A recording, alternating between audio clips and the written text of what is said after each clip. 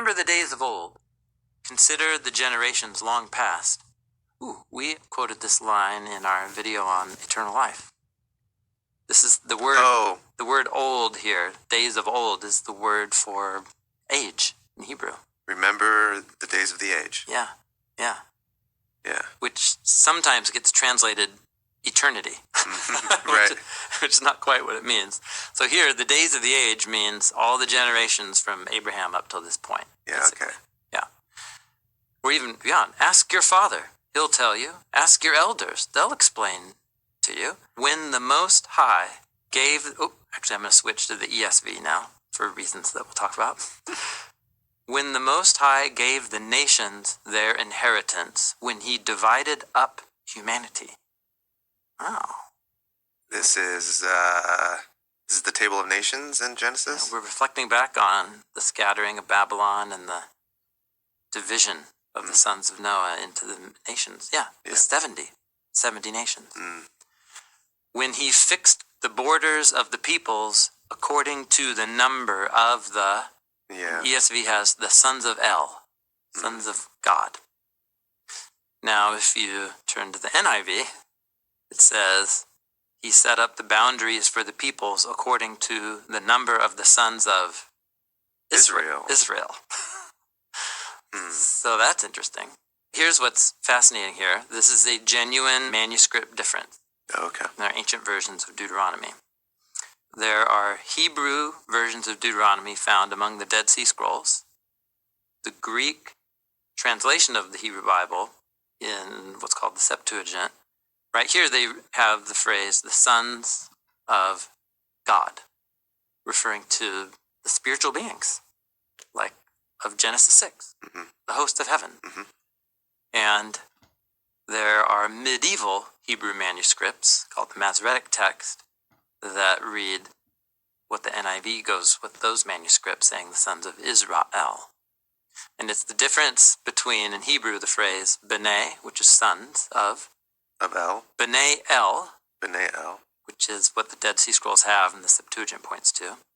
And then medieval Hebrew manuscripts that say B'nai Yisrael. So it's the plus or minus of 3 Hebrew letters in different manuscripts. So it's a fascinating rabbit hole. I don't know if we is it fascinating because it's talking about spiritual beings and their dominion over people? Yeah. The version where it says he divided up, gave the nations an inheritance and divided up humanity according to the number of the sons of El. What that reflects is somebody who is reading Genesis 1 through 11 according to its symmetrical design. It's fascinating. In other words, you would never come up with that interpretation of Genesis 1 to 11 unless you were reading it meditation literature, symmetrical design. Because in the design of Genesis 1 through 11, the snake in the garden, which is just depicted as a snake, right? But then you start to think, is that a rebel cherub? Then you get the deception and the act of the sons of Elohim in Genesis 6. There's 3 mega rebellions in Genesis 1 through 11. The folly, the foolish rebellion of Adam and Eve at the instigation of the snake. And because of the snake's counsel, the woman sees that the fruit is good, takes it, eats it. In Genesis 6, the sons of Elohim see women, daughters of Adam, and that they are good, and they take them for themselves. So those two are joined as a hyperlink together through the identical vocabulary. But then, what you also have is the building of the city of Babylon as the other main rebellion narrative on the other side of the flood.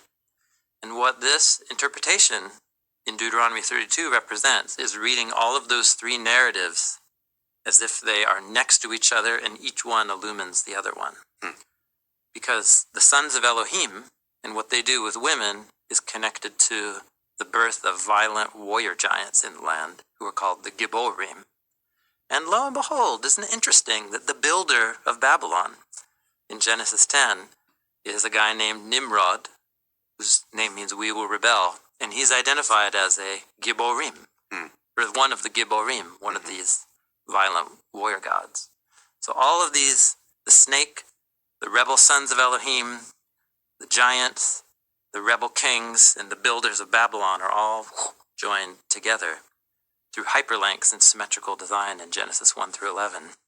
And here in Deuteronomy 32, verse 8, the division of the nations, when God scatters Babylon, resulting in the scattering, in the division of the nations that we see reflected in Genesis chapter 10, the table of 70 nations. Which is a number for, like, a complete number of nations. Correct. Yeah, 70 nations. That's connected here, connected to somehow God handing the nations over to the sons of Elohim.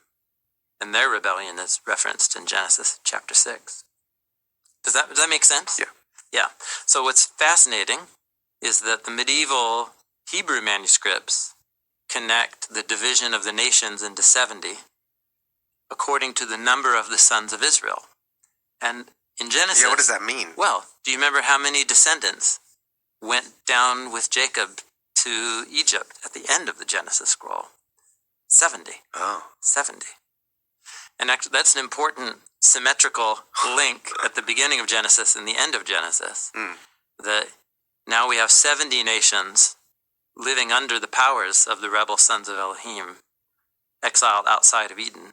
And in order to restore blessing to all of them, he creates this family from Abraham that at the end of Genesis is also going into exile out of the promised land as a group of 70. And those two images of the 70 nations and the 70 Israelites exiled from the promised land are set in relationship to each other in Genesis. So actually both these manuscript differences are linking into design patterns in Genesis that are actually there.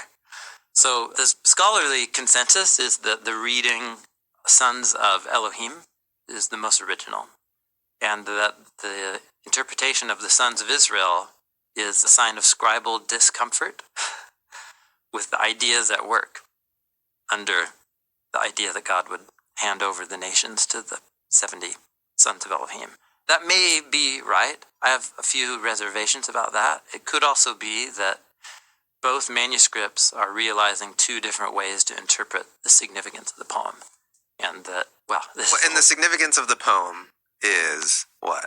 Oh, in other words, what Moses is reflecting on here is about Israel being selected out from among the nations. And sorry, I didn't read the last line, which is the landing point. So Moses says, ask the generations of old about the time when Yahweh gave the nations their inheritance, according to the sons of Elohim, number of the sons of Elohim. Verse 9, because Yahweh's portion is his people, Jacob is his inheritance. So Yahweh gave the nations their lands and inheritance. And you would think that you'd say, and so Yahweh gives Israel their inheritance, but it flips it. And what it says is Yahweh's inheritance is his special people. So this is a way of talking about Israel being selected out of the nations. Yeah. God called Abraham. So it's this reflection on there's all these peoples, all these nations, and they worship all of these Elohim. Yeah. And Yahweh handed them over. Yeah, and how did that come about? Well, we have a story where everyone was of one mind and one way of talking, and they built this tower to ascend up into the heavens, and God destroyed that project. Well, he scattered that project. Yeah. And then you've got the nations, and this is saying, in the subtext of that is that God then gave everyone a portion of land out there, and God assigned in some way Elohim, or like it's interesting. Just said like was there this a matchmaking moment where God's like, all right, so this spiritual being gets to go be over there? Yeah, I think a later expression of this idea